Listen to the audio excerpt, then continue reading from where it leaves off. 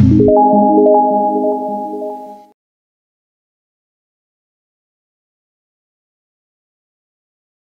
I am doctor Mohini Chikhalande. Welcome to Kriyasharir lecture series. आजच्या लेक्चरमध्ये आपण क्रियाकाल या टॉपिकबद्दल अभ्यास करणार आहोत. क्रियाशारीर विषयाचा पेपर 1 जो आहे त्यातला हा टॉपिक आहे क्रियाकाल. तर हा जो टॉपिक आहे याच्यावर युनिव्हर्सिटी एक्झाममध्ये MCQ आणि SAQ अशा दोनही प्रकारचे प्रश्न विचारले जाऊ शकतात. याच्यावर LAQ विचारला जाणार नाही, त्यामुळे MCQ आणि LAQ पॉइंट ऑफ व्ह्यूने हा टॉपिक इम्पॉर्टंट आहे. क्रियाकाल म्हणजेच काय, तर जे काही आपण आत्तापर्यंत दोषांबद्दल माहिती घेतलेली आहे, प्रत्येक दोषांबद्दल आपण विशेष एक एक लेक्चरमध्ये माहिती घेतली की सामान्य स्थानं काय आहेत त्यांचे प्रकार काय आहेत, त्यांचे कर्म काय आहेत, त्यांच्या वृद्धीमध्ये काय लक्षणं दिसतात किंवा वृद्धी कोणत्या कारणाने होते, क्षयामध्ये काय लक्षणं दिसतात, हे सगळे पॉईंट्स आपण बघितले. पण जेव्हा व्याधी निर्मिती होते, डिसीज जेव्हा होतो, तेव्हा या दोषांमध्ये असं काय घडतं किंवा कशा पद्धतीने व्याधीची निर्मिती होते, हे सगळं आपण या टॉपिकमध्ये बघणार आहोत. तर जो रेफरन्स आपण आधीच्या लेक्चर्समध्ये बघितला होता, वृद्धी समानैः सर्वेषां विपरीते विपर्ययः, म्हणजेच दोषांचा जेव्हा वृद्धी क्षयाचं आपण लेक्चर डिस्कस केलं होतं की दोषांची वृद्धी आणि क्षय कशा प्रकारे होते, त्यावेळी आपण हा रेफरन्स बघितला होता की दोषांच्या गुणात्मक अशा समान गुणात्मक अशा आहार विहाराच्या सेवनाने या दोषांची वृद्धी होणार आहे आणि त्यांच्या विरुद्ध गुणात्मक आहार विहाराच्या सेवनाने त्या दोषांचा क्षय होणार आहे. म्हणजे सामान्य विशेष सिद्धांतानुसार कोणत्याही दोषाचे, म्हणजे वातदोषाचे जर वृक्ष, शीत, चल असे गुण आहेत, तर या गुणात्मक आहार विहाराचं जर सेवन केलं तर वातदोष हा वाढणार आहे शरीरामध्ये आणि आपल्याला वातवृद्धीची लक्षणं बघायला मिळणार आहेत. पण जर वातदोषाच्या या गुणांच्या अपोजिट, म्हणजेच जर वातदोष वृक्ष गुणाचा आहे तर स्निग्ध गुणात्मक आहार विहार, वातदोष शीत गुणाचा आहे तर उष्ण गुणात्मक आहार विहार, जर असे अपोजिट गुणांचा आहार विहार सेवन केला तर हा वातदोष काय होणार आहे, याचा क्षय होणार आहे, हे याचं प्रमाण शरीरामध्ये कमी होणार आहे. सामान्य विशेष सिद्धांतानुसार आपण हे बघितलं होतं की कोणत्याही दोषांच्या समान गुणात्मक आहार विहाराच्या सेवनाने दोषाची वृद्धी होणार आहे आणि विरुद्ध गुणाच्या आहार विहाराच्या सेवनाने दोषाचा क्षय होणार आहे. तर कोणताही डिसीज जेव्हा शरीरामध्ये तयार होतो किंवा व्याधीची निर्मिती होते, तेव्हा व्याधी डायरेक्ट निर्माण होतो का, तर नाही. व्याधी निर्माण होण्यासाठी पहिल्यांदा त्या एक स्टेजेसमधून त्या काय म्हणू शकतो आपण, संप्राप्तीला किंवा त्याची पॅथोफिजिओलॉजी ही घडत असते की एक्झॅक्टली व्याधी शरीरामध्ये कशा प्रकारे तयार होणार आहे. तर हे जे व्याधी निर्मिती होणार आहे किंवा जो डिसीज शरीरामध्ये होणार आहे, ते निर्माण होण्यासाठी 6 अवस्था सांगितलेल्या आहेत, म्हणजे 6 स्टेजेस आहेत. त्यालाच षट क्रियाकाल म्हटलेला आहे. क्रियाकाल म्हणजेच व्याधी निर्मितीच्या अवस्था. तर या अवस्था किती आहेत, 6 आहेत. 6 म्हणजे षट. संस्कृतमध्ये षट, 6 साठी षट हा शब्द वापरला जातो. त्यामुळे या व्याधी निर्मितीच्या अवस्था 6 असल्या कारणाने या क्रियाकालालाच षट क्रियाकाल असं देखील म्हटलं जातं, ज्याच्यामध्ये एक स्टेजमध्ये व्याधीची निर्मिती कशी होते हे आपण आता बघणार आहोत. तर कोणत्या 6 अवस्था आहेत, संचयं च प्रकोपं च प्रसरं स्थान संश्रयं व्यक्तिं भेदं च यो व्यक्ती दोषाणां स भवेत् विष, असा रेफरन्स आलेला आहे सुश्रुत संहिता सूत्रस्थान अध्याय 21. तर याच्यामध्ये काय सांगितलेलं आहे, तर व्याधी निर्मितीच्या 6 अवस्था, 6 स्टेजेस कोणते आहेत ते या श्लोकमध्ये आपल्याला सांगितलेले आहेत. कोणते आहेत, संचय, प्रकोप, प्रसर, स्थान संश्रय, व्यक्ती आणि भेद, हे 6 व्याधी निर्मितीच्या अवस्था आहेत. यांनाच षट क्रियाकाल असं देखील म्हटलं जातं. तर आता आपण एक अवस्थेबद्दल माहिती घेऊया की एक्झॅक्टली प्रत्येक स्टेजमध्ये कशा पद्धतीने व्याधीची निर्मिती होणार आहे, काय वेगवेगळे याच्यामध्ये पॉइंट्स आहेत की कोणत्या अवस्थेमध्ये काय होणार आहे, त्याच्या पुढच्या अवस्थेमध्ये काय होणार आहे, हे आपण आता बघूया. तर सगळ्यात पहिली अवस्था आहे ती म्हणजे संचय अवस्था. तर संचय अवस्था म्हणजेच काय, तर दोष जे आहेत ते शरीरामध्ये साचायला किंवा कलेक्ट व्हायला सुरू होतात. चयो वृद्धी स्वधामनेव प्रद्वेषो वृद्धी हेतुषु विपरीत गुणेच्छाच, असा रेफरन्स आलेला आहे अष्टांग हृदय सूत्रस्थान अध्याय 12. काय सांगितलेलं आहे, चय किंवा संचय ही अवस्था सांगितलेली आहे. तर चय अवस्था किंवा संचय अवस्थेमध्ये काय होणार आहे, वृद्धी ही स्वधान्य, म्हणजे दोष काय करणार आहे, स्वतःच्याच ठिकाणी किंवा स्वतःच्याच स्थानांमध्ये त्यांची वृद्धी होणार आहे, म्हणजे ते थोडेसे वाढणार आहेत. प्रद्वेषो वृद्धी हेतुष, आणि ज्या कारणांमुळे दोषांची वृद्धी झालेली आहे त्या कारणांचा द्वेष करायला लागणार आहे. म्हणजे जर वातदोषाचा आपण रेफरन्स घेतला किंवा वातदोषाचा एक्झाम्पल घेतला, तर वातदोष जर स्वतःच्या स्थानांमध्ये, वातदोषाचं विशेष स्थान कोणतं आहे, तर पक्वाशय. पक्वाशयामध्ये जेव्हा वातदोषाची चय अवस्था किंवा संचय अवस्था असणार आहे तेव्हा काय होणार आहे, तर जर ही संचय अवस्था वातदोषाच्या शीतगुणामुळे जर होत असेल, म्हणजे वातदोषाचा शीतगुण वाढला असेल आणि त्याच्यामुळे जर पक्वाशयामध्ये वातदोष हा साचत असेल, संचय होत असेल, तर सगळ्यात पहिलं लक्षण दिसणार आहे ते म्हणजे शीतगुणांचा द्वेष करणार आहे.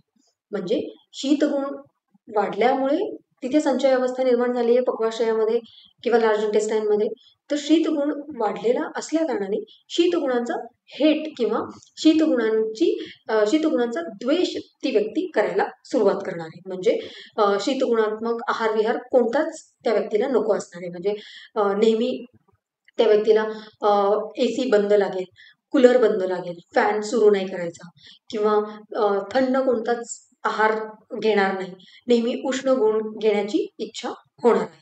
म्हणजेच काय, तर विपरीत गुणे इच्छा, म्हणजे शीतगुण वाढल्यामुळे जर वातदोषाचा संचय अवस्था निर्माण झाली तर त्याच्यामध्ये शीतगुणाचा द्वेष करायला लागणारी ती व्यक्ती आणि त्याच्या विपरीत गुणाची इच्छा करायला लागणार आहे, म्हणजेच उष्ण गुणाची इच्छा करायला लागणार आहे. म्हणजे स्वेटर घालून बसेल, ब्लँकेट पांघरून बसेल किंवा उष्ण गुणाचे असे जे आहार आहेत किंवा गरम गरम जेवण करण्यास जास्त ती व्यक्ती प्रेफरन्स देईल. तर हे जे आहे हे संचय अवस्थेमध्ये आपल्याला बघायला मिळणार आहे. संचय अवस्थेमध्ये दोष जे आहेत ते स्वतःच्या स्थानामध्ये साचायला किंवा साठायला सुरुवात होणार आहे. लक्षण काय दिसणार आहे संचय अवस्थेमध्ये, तर वात, पित्त आणि कफ अशा तीनही दोषांचे आपण संचय अवस्थेमध्ये काय काय लक्षण आहेत ते बघणार आहोत. एतानी खलु दोष स्थानानी एषु संचीयन्ते दोषाः प्राक संचय हेतू उक्तः. म्हणजे संचय अवस्था म्हणजे काय असणार आहे, दोषांची जी स्वतःची स्थानं आहेत त्याच्यामध्ये दोष कलेक्ट व्हायला सुरू होणार आहे, संचित व्हायला सुरुवात होणार आहे. तत्र संचितानां खलु दोषाणां, तिथे संचित झालेले जे दोष आहेत, म्हणजे वातदोष पक्वाशयामध्ये असेल, पित्तदोष हा ग्रहणीमध्ये असेल, तर हे जे आहे किंवा कफदोष जो आहे तो आमाशयामध्ये आहे, जिथे जिथे या दोषांची स्थानं आहेत त्यामध्ये हे दोष जेव्हा साचायला सुरुवात होतात, संचित व्हायला सुरुवात होतात, तेव्हा काय लक्षणं दिसणार आहेत, तर वातदोषाच्या संचित अवस्थेमध्ये स्तब्ध पूर्ण कोष्ठता हे लक्षण दिसणार आहे. म्हणजेच त्या ठिकाणी एक वात दोषाची संचिती झाल्यामुळे कोणतेही मुवमेंट्स तिथे होणार नाहीयेत किंवा इंटेस्टायनल मुवमेंट्स होणार नाहीत, तिथे वात दोष साचायला सुरू होणार आहे आणि इंटेस्टायनल मुवमेंट्स तिथे आपल्याला बघायला मिळणार नाहीयेत. तर हे वात दोषाच्या संचय अवस्थेमधलं लक्षण असणार आहे. जर पित्त दोषाचा संचय व्हायला लागला तर काय लक्षण दिसणार आहे, पिता व भासता मंदोष्मता च अंगाना, म्हणजेच काय असणार आहे, पित्त दोषाचा जर संचय झाला तर पिता व भासता म्हणजे पीतवर्णी किंवा काय म्हणू येल्लोइश असं आपल्याला शेड बघायला मिळणार आहे, किंवा मंदोष्मता शरीराचं टेम्परेचर कमी होणार आहे, अंगाना मंदोष्मता अंगाना म्हणजे बॉडी टेम्परेचर जे आहे ते कमी व्हायला लागणार आहे. कारण काय म्हणू शकतो आपण की पिता व भासता म्हणजे येलोइश शेड किंवा पिवळसर असा वर्ण आपल्याला रुग्णामध्ये बघायला मिळणार आहे. मंदोष्मता म्हणजे शरीरातला उष्मा कमी होणार आहे किंवा शरीरातला अग्नी कमी होणार आहे, आणि अंगाना म्हणजे बॉडी टेम्परेचर हे कमी व्हायला सुरू होणार आहे. गौरवम आलस्य स्तब्धपूर्ण कोष्ठता हे वातसंचित अवस्थेचं लक्षण आहे, पिता व भासता हे पित्त संचित अवस्थेचं लक्षण आहे, आणि कफ संचय जर व्हायला लागला म्हणजे कफदोष जर स्वस्थानामध्ये संचित व्हायला लागले तर अशा वेळेला मंदोष्मता हे लक्षण असणार आहे आणि गौरव आणि आलस्य हे लक्षण आपल्याला बघायला मिळणार आहे. म्हणजे शरीरामध्ये आलस्य, एक गुरुता किंवा हेवीनेस, कोणतंही कार्य करण्यासाठी उत्साह नसणार आहे. चय कारण विद्वेषश्चेति लिंगानी भवन्ति तत्र प्रथमाः क्रियाकालाः. आणि ज्या कारणांनी चय किंवा संचय अवस्था झालेला आहे त्या कारणांचा ती व्यक्ती द्वेष करायला लागणार आहे. तर हे झालं संचय अवस्थेबद्दल. हे आपण पुढे एक टेबल मी बनवलेला आहे त्या पद्धतीने आपण ह्या गोष्टी डिस्कस करणारच आहोत. पण जी लक्षणं आहेत ती आपण फक्त इथे एवढी लक्षात ठेवायची की वातदोषाच्या संचय अवस्थेमध्ये स्तब्धपूर्ण कोष्ठता म्हणजे तिथे वाताची संचिती होणार आहे आणि इंटेस्टायनल मुवमेंट्स होणार नाहीयेत. पित्त दोषाच्या संचय अवस्थेमध्ये पितावभासता म्हणजे शरीराला एक पिवळसर असा वर्ण बघायला मिळणार आहे किंवा येलोइश शेड असं स्किनवर दिसणार आहे. कफ संचित अवस्थेमध्ये कफदोष जर संचय व्हायला लागला तर मंदोष्मता म्हणजे शरीराचं जे बॉडी टेम्परेचर आहे ते कमी व्हायला लागणार आहे.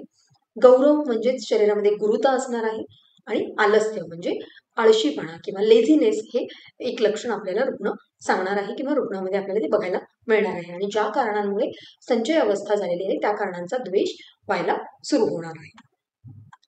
या प्रथम अवस्था काल किंवा या हे जे पहिली अवस्था आहे व्याधी निर्मितीची संचय अवस्था याचं महत्व काय आहे. चय एवं जयेत दोषम म्हणजे याच अवस्थेत जर आपण दोषांना जिंकलं किंवा याच अवस्थेत जर आपण चिकित्सा केली तर दोष हे लवकर कंट्रोलमध्ये येणार आहेत. कारण या अवस्थेमध्ये दोष हे स्वतःच्याच स्थानामध्ये संचित असणार आहेत त्यामुळे त्यांचं जास्त शरीरामध्ये पसरलेले नसणार आहेत. त्यामुळे यांना जिंकणं किंवा यांची चिकित्सा करणं या अवस्थेमध्ये जास्त सोपं आहे. त्यामुळे आयडियली जेव्हा कधी व्याधी अवस्था किंवा व्याधी निर्मिती व्हायला सुरुवात होणार आहे तर संचित अवस्थेमध्ये किंवा संचय अवस्थेमध्येच आपल्याला दोषांना जिंकायचं आहे किंवा दोषांची चिकित्सा करायची आहे कारण ती जास्त सोपी असणार आहे आणि लवकर दोष आपल्याला कंट्रोल करता येणार आहे. पुढची अवस्था आहे ती म्हणजे प्रकोप अवस्था. याच्यामध्ये काय लक्षण दिसणार आहे. प्रकोप अवस्थेमध्ये काय होणार आहे. ज्या पद्धतीने संचय अवस्थेमध्ये स्वतःच्या स्थानांमध्ये दोष साचायला सुरुवात होणार आहे किंवा संचित व्हायला सुरू होणार आहे. प्रकोप अवस्थेमध्ये स्वतःच्या स्थानांमध्ये असणार आहेत पण ते वाढलेल्या प्रमाणात असणार आहेत. म्हणजेच काय असणार आहे की स्वतःच्या स्थानामध्ये पण वृद्धी अवस्थेमध्ये दोष असणार आहेत. तेषां प्रकोपात कोष्ठतोद संचरण आम्लिका पिपासा परिदाह अन्नद्वेष हृदयोत्क्लेदाश्च जायन्ते तत्र द्वितीयाः क्रियाकालाः. म्हणजे वातदोषाची जर प्रकोप अवस्था झाली तर काय लक्षण दिसणार आहे. कोष्ठतोद म्हणजे पोटामध्ये किंवा ॲब्डोमेन मध्ये टोचल्याप्रमाणे प्रिकिंग पेन असं हे लक्षण रुग्ण आपल्याला सांगणार आहे. आणि वात संचरण म्हणजे वात हा पूर्ण ॲब्डोमेन मध्ये मुवमेंट करणार आहे. त्यामुळे वाताचं एक संचरण किंवा त्याची एक मुवमेंट आपल्याला स्टेथो लावून जर आपण ऐकायचा प्रयत्न केला तर ते आपल्याला गुडगुड किंवा अशा पद्धतीचा आवाज आपल्याला ॲब्डोमेन मध्ये येणार आहे आणि रुग्ण सांगणार आहे की प्रिकिंग किंवा टोचल्याप्रमाणे असं पोटामध्ये वेदना होत आहेत. तर हे लक्षण वात दोषाच्या प्रकोप अवस्थेचं आहे. जर पित्त दोषाची प्रकोप अवस्था झाली तर काय लक्षण दिसणार आहे. आम्लिका म्हणजे आंबट असे ढेकर येणार आहे किंवा एक आंबट करपट ढेकर ज्या पद्धतीने येतात तसे ढेकर रुग्णाला येणार आहेत. पिपासा म्हणजेच जास्त प्रमाणात तहान लागणार आहे कारण पित्त दोष म्हणजे उष्ण गुण वाढणार आहे आणि त्यामुळे तहान किंवा थर्स्ट हे लक्षण रुग्ण सांगणार आहे. परिदाह म्हणजेच पूर्ण सार्वदैहिक दाह किंवा शरीराचा एक शरीरामध्ये बर्निंग सेन्सेशन किंवा दाह असं लक्षण रुग्ण सांगणार आहे. पूर्ण शरीरामध्ये बर्निंग होत आहे किंवा एक प्रकारे उष्णता जाणवत आहे असं रुग्ण आपल्याला सांगणार आहे. तर पित्त दोषाच्या प्रकोप अवस्थेमध्ये आम्लिका पिपासा आणि परिदाह हे लक्षण दिसणार आहेत. कफदोषाच्या प्रकोप अवस्थेमध्ये काय लक्षण असणार आहेत. अन्नद्वेष म्हणजे कफदोष जर वाढला प्रकोप अवस्थेमध्ये गेला म्हणजे चय अवस्थेपासून पुढचा अवस्था असणार आहे ती प्रकोप अवस्था. तर अशा वेळेला कफदोष जर प्रकोप अवस्थेत असेल तर अन्नद्वेष म्हणजे कोणताही आहार सेवनाची इच्छा त्या व्यक्तीला उरणार नाहीये. अन्नाचा तो द्वेष करायला लागणार आहे. म्हणजे काय म्हणू शकतो कोणताही आहार घ्यायला त्या व्यक्तीची इच्छा असणार नाहीये. हृदयोत्क्लेद म्हणजे हृदयाच्या ठिकाणी उत्क्लेदन म्हणजे हृदयाच्या ठिकाणी एक धडधड किंवा अशा पद्धतीने कार्डियक ऍक्टिव्हिटी तिथे आपल्याला बघायला मिळणार आहे. तर हे जे आहे हे कफदोषाच्या प्रकोप अवस्थेमध्ये अन्नद्वेष आणि हृदयोत्क्लेद म्हणजे हृदयाच्या ठिकाणी धडधड वाढलेली आपल्याला रुग्ण सांगणार आहे किंवा पाल्पिटेशन हे लक्षण सांगणार आहे. तर हे प्रकोप अवस्थेबद्दल. तिसरी अवस्था आहे ती म्हणजे प्रसर अवस्था. तर याच्यामध्ये संचय अवस्थेमध्ये दोष स्वतःच्या स्थानामध्ये साचायला सुरुवात होतात, संचित व्हायला सुरुवात होतात. प्रकोप अवस्थेमध्ये स्वतःच्या स्थानामध्ये असतात पण वाढलेल्या प्रमाणात असणार आहेत, म्हणजे संचयपेक्षा त्यांचं प्रमाण प्रकोप अवस्थेमध्ये वाढलेलं असणार आहे. प्रसर अवस्थेमध्ये मात्र हे जे दोष आहेत हे स्वतःच्या स्थानांमधून इतर स्थानांमध्ये जायला सुरुवात होतात, म्हणजे पूर्ण शरीरामध्ये ते पसरायला सुरुवात होतात. त्याला आपण प्रसर अवस्था म्हणणार आहोत. म्हणजेच संचयच्या पुढची अवस्था प्रकोप, प्रकोप मधून पुढची अवस्था जी आहे ती प्रसर अवस्था, म्हणजे जिथून दोष स्वतःच्या स्थानांमधून वाढून इतर स्थानांमध्ये पूर्ण शरीरामध्ये पसरायला लागतात, म्हणूनच त्याला प्रसर अवस्था असं म्हटलेलं आहे. याच्यामध्ये काय लक्षणं दिसणार आहेत? एवं प्रकुपितानां प्रसरतां वायू विमार्ग गमन आटोपो ओषचोष परिदाह धूमायनानि पित्तस्य अरोचक अविपाक अंगसाद छर्दिश्च इति श्लेष्मणो लिंगानी भवन्ति तत्र तृतीयाः क्रियाकाला. ही तिसरी क्रियाकाल आहे ज्याला प्रसर अवस्था म्हटलं जातं. तर याच्यामध्ये दोष हे स्वतःच्या स्थानांमधून बाहेर पडून पूर्ण शरीरामध्ये पसरणार आहेत. जर वात दोषाची प्रसर अवस्था आली तर काय लक्षण दिसणार आहे? वायू विमार्ग गमन, म्हणजे वातदोष जो आहे तो पूर्ण शरीरामध्ये इतरत्र पसरायला सुरू होणार आहे. विमार्ग गमन, पूर्ण शरीरामध्ये वातदोष पसरणार आहे. आटोप म्हणजे पोटामध्ये एक आटोप हे लक्षण दिसणार आहे, म्हणजे पोटामध्ये गुडगुडायन एक प्रकारचा आवाज तिथे येणार आहे. तर हे वातदोषाच्या प्रसर अवस्थेमध्ये हे लक्षण आपल्याला बघायला मिळणार आहे. पित्त दोषाच्या प्रसर अवस्थेमध्ये काय होणार आहे? ओष चोष परिदाह आणि धूमायन, म्हणजेच ओष म्हणजे एखाद्या ठिकाणी भाजल्याप्रमाणे असं बर्निंग होणार आहे. चोष म्हणजे ज्या ठिकाणी असं बर्निंग सेन्सेशन आहे तिथे ओढल्याप्रमाणे देखील एक सेन्सेशन त्या रुग्णाला होणार आहे, म्हणजे काहीतरी ओढतंय किंवा काहीतरी खेचल्याप्रमाणे अशा एक दाह किंवा एक प्रकारे बर्निंग असं सेन्सेशन त्या रुग्णाला जाणवणार आहे. परिदाह म्हणजे पूर्ण शरीरामध्ये बर्निंग सेन्सेशन किंवा दाह जाणवणार आहे. धूमायनानी म्हणजे नाक, डोळे, कान याच्यातून धूर निघत आहे, अशा प्रकारे एक उष्णता या ठिकाणी जाणवणार आहे. तर हे पित्त दोषाच्या प्रसर अवस्थेमध्ये ही लक्षणं आपल्याला बघायला मिळणार आहेत. कफ दोषाच्या प्रसर अवस्थेमध्ये काय आहे? अरोचक म्हणजे कोणत्याही आहाराची टेस्ट लागणार नाही, म्हणजे काहीही घेतलं तरी त्या आहाराचं, भोजनाचं किंवा त्या पदार्थाची टेस्ट त्या व्यक्तीला जाणवणार नाहीये. अविपाक म्हणजे डायजेशन अजिबात होणार नाहीये घेतलेल्या किंवा सेवन केलेल्या आहाराचं. अंगसाद, अंग पूर्णपणे गळून गेल्यासारखं असं त्या रुग्णाला वाटणार आहे. छर्दी म्हणजेच वॉमिटिंग हे लक्षण रुग्णामध्ये दिसणार आहे. तर हे प्रसर अवस्थेमध्ये कफदोषाची ही लक्षणं आहेत: अरोचक, अविपाक, अंगसाद आणि छर्दी. तर हे झाली तिसरी क्रियाकाल म्हणजेच प्रसर अवस्था. तर आपण एक एक हे टॅब्युलर फॉर्म मध्ये बघणार आहोत की एक्झॅक्टली दोष, वातपित्त, कफ आणि यांचे 3 जे क्रियाकाल आहेत, पहिली संचय, प्रकोप आणि प्रसर, तर त्यांच्यामध्ये कोणती लक्षणं बघायला मिळणार आहेत. संचयमध्ये काय होणार आहे तर एक डायग्रॅमॅटिक बघू आपण. तर संचय अवस्था म्हणजे सपोज अशी एक बकेट आहे किंवा हे तुम्ही दोषांचे स्थान असं समजू शकता. तर संचय अवस्थेमध्ये सपोज हे वातदोषाचं, पित्तदोषाचं, कफदोषाचं स्थान आहे किंवा एक ठिकाण आहे असं जर आपण इमॅजिन केलं तर संचय अवस्थेमध्ये काय होणार आहे? दोष इथे साचायला सुरुवात होणार आहे.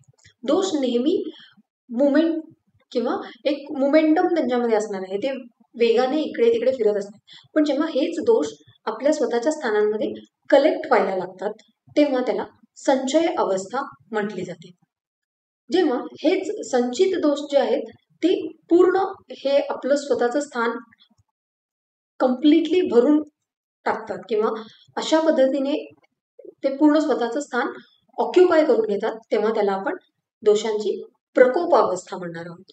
आणि जेव्हा हेच जे दोष आहेत हे जेव्हा इतके स्वतःच्या स्थानांमध्ये पूर्णपणे भरून ते इतरत्र पूर्ण शरीरामध्ये पसरायला लागतात, असं ओसंडून जेव्हा स्वतःच्या स्थानांमधून बाहेर येतात आणि शरीरामध्ये पसरायला लागतात, तेव्हा त्याला आपण प्रसर अवस्था म्हणणार. म्हणजे पहिल्यांदा दोष स्वतःच्या स्थानामध्ये साचायला, कलेक्ट व्हायला सुरुवात होतात, त्याच्यानंतर त्यांचं प्रमाण वाढून ते स्वतःच्या स्थानांमध्ये पण त्यांचं प्रमाण जास्त प्रमाणात वाढलेलं असणार आहे, स्वतःच्या स्थानांमध्ये ते वृद्धी अवस्थेत असणार आहे. आणि त्याच्या पुढची अवस्था म्हणजे ते स्वतःच्या स्थानांमधून बाहेर येऊन पूर्ण शरीरामध्ये पसरणार आहे, ती अवस्था म्हणजे प्रसर अवस्था. तर याच्यामध्ये आपण अवस्थेनुसार परत एकदा लक्षणं रिवाईज करूया. वातदोषाच्या संचय अवस्थेमध्ये स्तब्ध पूर्ण कोष्ठता दिसणार आहे, म्हणजे पूर्ण ॲब्डॉमेनमध्ये वात संचिती होणार आहे आणि इंटेस्टायनल मुवमेंट्स तिथे होणार नाही. एक प्रकारे गॅस कलेक्शन ज्याला आपण म्हणतो असं ॲब्डॉमेनमध्ये रुग्णाला जाणवणार आहे. पण हेच जर वातदोष प्रकोप अवस्थेत गेला तर कोष्ठतो म्हणजे ॲब्डॉमेनमध्ये प्रिकिंग पेन, टोचल्याप्रमाणे वेदना होणार आहेत आणि वायू संचरण म्हणजे वातदोष तिथे फिरत राहणार आहे कंटिन्युअसली. प्रसर अवस्थेमध्ये वातदोषाचं लक्षण काय आहे? वायू विमार्ग, हा वायू पूर्ण शरीरामध्ये पसरायला सुरुवात होणार आहे आणि आटोप म्हणजे तिथे त्या वायूचं जे काही मुवमेंट आहे त्याचा आवाज येणार आहे, एक पोटामधून गुडगुड असा आवाज यायला सुरुवात होणार आहे. ही वातदोषाची प्रसर अवस्था आहे. पित्तदोषांच्या संचय अवस्थेमध्ये काय आहे? पिता व भासता म्हणजे पिवळसर असं शेड स्किनला येणार आहे किंवा पिवळसर अशी एक टिंचर किंवा एक शेड त्वचेला दिसणार आहे. हेच जर पित्त दोष प्रकोप अवस्थेत गेलं तर आम्लिका म्हणजे आंबट ढेकर येणार आहेत. पिपासा म्हणजे तृष्णा हे लक्षण दिसणार आहे, जास्त तहान लागणार आहे त्या व्यक्तीला. परिदाह म्हणजे पूर्ण शरीरामध्ये दाह बर्निंग होत आहे असं त्या रुग्णाला जाणवणार आहे.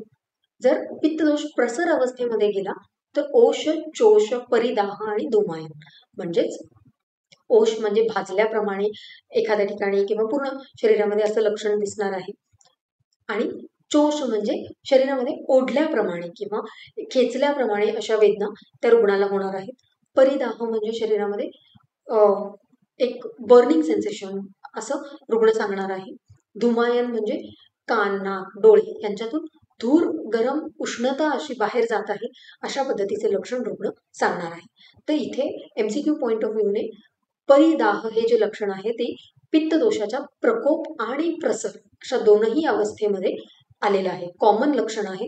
हे असे जे पॉइंट्स असतात हे AIPGET सारखे जे PG एंट्रन्स एक्झाम्स आहेत अशा ठिकाणी असे ट्रिकी क्वेश्चन्स विचारले जाऊ शकतात. किंवा जर एखादे एक्झामिनर किंवा एखादा पेपर सेटर जर जास्तच त्यांनी ऑड पेपर सेट केला असेल तर अशा वेळेला युनिव्हर्सिटी एक्झाममध्ये देखील MCQ साठी असा प्रश्न विचारला जाऊ शकतो की परिदाह हे लक्षण षटक्रिया कालामध्ये कोणत्या अवस्थेमध्ये आहे?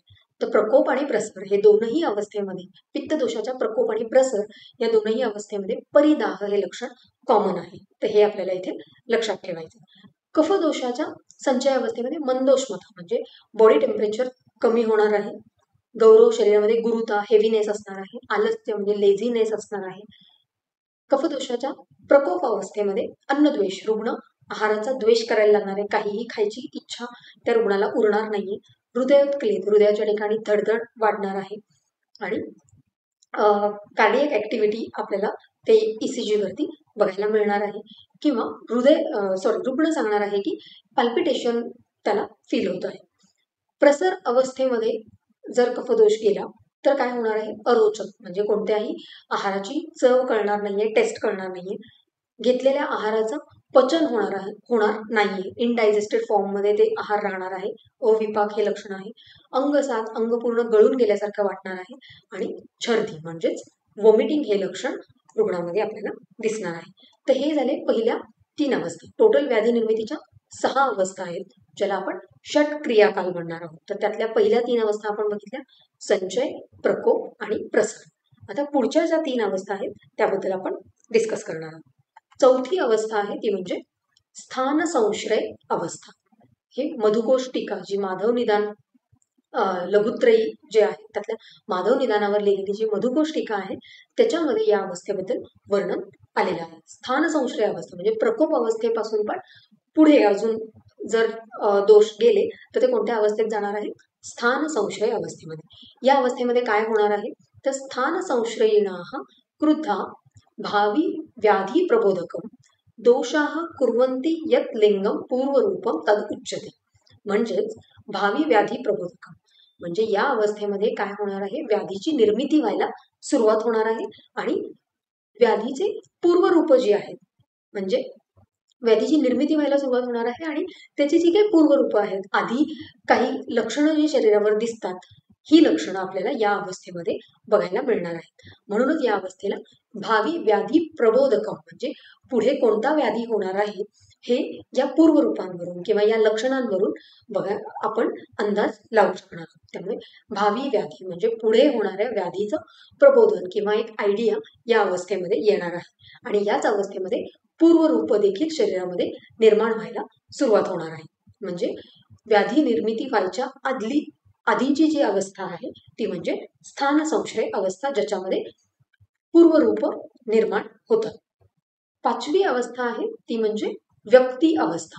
नावातच आहे व्यक्ती अवस्था म्हणजे जिथे व्यक्त होणार आहे व्याधी, जिथे निर्माण होणार आहे त्याला आपण व्यक्ती अवस्था म्हणणार आहोत. व्याधेः प्रव्यक्तम रूपम व्यक्तीही म्हणजेच या स्टेजला व्याधी शरीरामध्ये व्यक्त होणार आहे, शरीरामध्ये त्या व्याधीची लक्षणं दिसायला सुरुवात होणार आहे, त्याला आपण व्यक्ती अवस्था असं म्हणणार आहोत. तर याच्यामध्ये लक्षणं काय आहेत? शोफ अर्बुद ग्रंथी विद्रधी विसर्प प्रभृतीनां प्रव्यक्त लक्षणता ज्वर अतिसार प्रभृतीनां च तत्र पंचमाः क्रियाकालः. म्हणजे 5वी ही जी व्याधी निर्मितीची अवस्था आहे त्याला आपण म्हणणार आहोत व्यक्ती अवस्था, ज्याच्यामध्ये व्याधी व्यक्त होणार आहे, व्याधीची निर्मिती होणार आहे आणि व्याधीची जी काही लक्षणं आहेत ती या अवस्थेमध्ये दिसणार आहेत. याच्या आधीची जी अवस्था होती स्थानसंशय, त्याच्यामध्ये व्याधीची पूर्वरूप दिसत होती. म्हणजे व्याधी अजून निर्माण झालेला नव्हता, पण त्याची पूर्वरूप काही लक्षणं दिसायला लागली होती, ज्याच्यावरून आपण सांगू शकत होतो की काय किंवा कोणता व्याधी आता पुढे होणार आहे. ती अवस्था म्हणजे स्थानसंशय अवस्था. त्याच्या पुढची अवस्था म्हणजे व्यक्ती अवस्था, ज्याच्यामध्ये व्याधी व्यक्त होणार आहे, व्याधीची निर्मिती होणार आहे आणि तिथे व्याधीची आपल्याला लक्षणं दिसायला सुरुवात होणार आहे. म्हणजे शोफ असेल, स्वेलिंग असेल, अर्बुद काही ट्युमर असेल, ग्रंथी, विद्रती, विसर्प, हे जे काही ज्वर, अतिसार, हे जे काही व्याधी आहेत हे या अवस्थेमध्ये व्यक्त होणार आहे. म्हणजेच व्याधीची इथे निर्मिती होणार आहे. ज्वर म्हणजे फिवर, अतिसार, तर ह्या व्याधींची निर्मिती या अवस्थेमध्ये पूर्ण झालेली असणार आहे, त्यालाच आपण व्यक्ती अवस्था म्हणणार आहोत.